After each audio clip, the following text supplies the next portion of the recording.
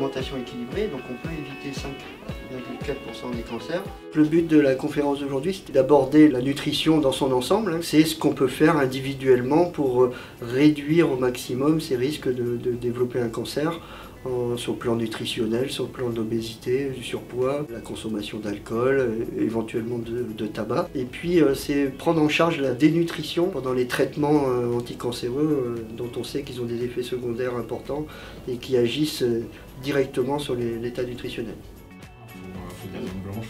C'est des patients qui ont des pertes de poids avec surtout une anorexie associée, c'est-à-dire qu'ils n'ont plus faim, ils n'ont plus goût à rien. Apprendre à cuisiner avec des produits sains, redonner du plaisir dans les fruits, les légumes, éviter les produits transformés en justement rapportant du goût à des produits qui sont généralement un peu délaissés, notamment par les plus jeunes. Pour avoir une meilleure alimentation, pour aujourd'hui mais aussi pour toute leur vie. C'est aussi une éducation.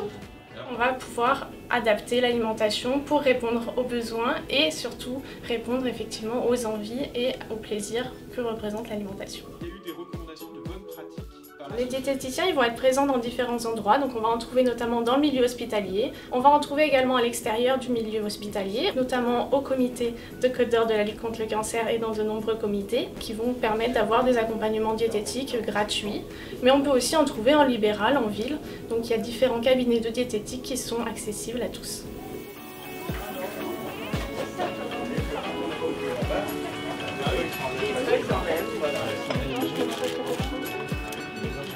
Avec Norbert, on a eu l'idée de générer ces ateliers culinaires, suivis des travaux pratiques. Et maintenant, la partie la plus difficile, ça sera de déguster ce qui a été cuisiné.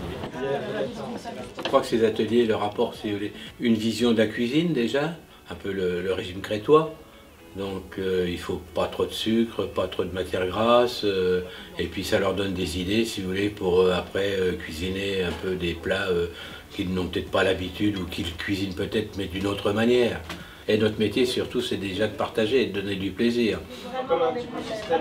Redonner un petit peu l'envie aux malades, l'envie aux anciens malades, le goût de cuisiner, allant de pair avec l'appétit, l'envie de bien manger, etc. Les patients sont très contents. 13, 14.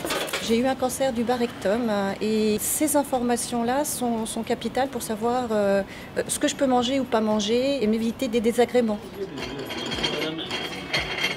Aujourd'hui, j'ai appris beaucoup de choses. C'était magique pour moi de voir un chef cuisinier, toutes ses astuces, de voir comment il préparait son menu. On a eu beaucoup de chance, c'est une belle expérience pour moi. Extraordinaire, on a passé du bon temps, on était avec un chef super, une bonne organisation, tout. On reviendra. Ce contexte-là d'à chaque fois qu'il y a un atelier culinaire, que ce soit préparé par un grand chef, pour nous c'est valorisant, c'est vraiment très bien. Merci chef. Et merci à la Ligue.